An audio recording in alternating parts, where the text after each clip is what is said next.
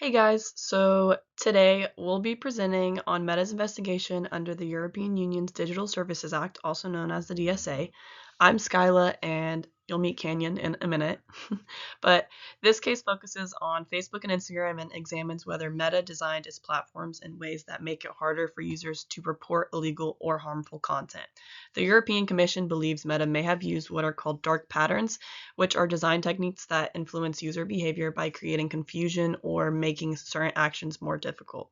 This case matters because it goes beyond content moderation and asks whether social media companies should also be responsible for how their platforms are designed. A little bit of a case overview. So in April 2024, the European Commission opened a formal investigation into Meta under the Digital Services Act. The Commission became concerned that Facebook and Instagram were not providing users with simple and accessible ways to report illegal content.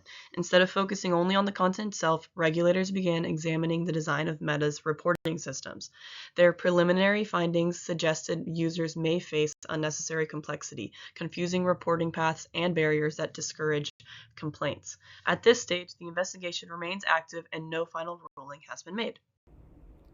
The two major parties involved are the European Commission and Meta. The European Commission is responsible for enforcing the Digital Services Act across Europe and ensuring digital platforms meet legal requirements. Meta owns Facebook and Instagram and is defending its current moderation and reporting systems. Meta argues that it continues improving platform safety and it believes that systems already comply with European law. If regulators confirm violations, Meta could face financial penalties of up to 6% of its annual global revenue. This case centers around three major legal questions. First, did Meta violate Article 16 of the Digital Services Act by making it difficult for users to report illegal content? Second, does Meta's interface design qualify as dark patterns? Dark patterns are the design choices that influence behavior through confusion, hidden options, or unnecessary steps. And third, did Meta provide users with meaningful opportunities to challenge content moderation decisions? These questions could influence how future social media platforms are legally designed and regulated. The most important evidence comes from the Commission's review of Meta's reporting systems. According to regulators, users had to complete multiple steps before successfully reporting illegal content. Users were sometimes required to choose between categories that were difficult to distinguish. Regulators argue these design choices discourage reporting and weakened user protection. Meta disagrees and says these systems are necessary because content moderation at a global scale is naturally complex. This disagreement is central to determining whether the company violated the law. This investigation also raises important ethical questions. Meta controls the platform design, reporting features, and moderation process, while users have limited control. One question is whether companies should only meet legal standards or go further to protect users.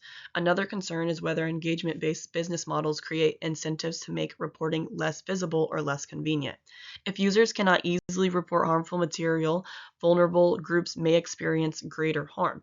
This case pushes us to think about whether social media companies should prioritize user safety even when it affects business performance. This case may influence the future of social media regulation. If the European Commission wins, platforms may need to redesign reporting tools and increase transparency. Changes could affect companies beyond Meta, including TikTok, YouTube, and X, or Twitter. If Meta wins, regulators may find it more difficult to challenge platform design decisions. Either outcome could shape future conversations about digital rights and platform responsibility.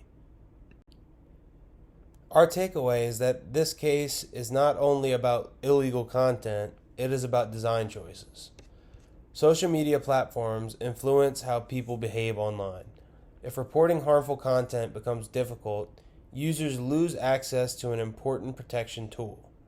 This investigation raises an important question. Should platforms be judged only by what content exists on their sites, or also by how easy they make it for users to respond?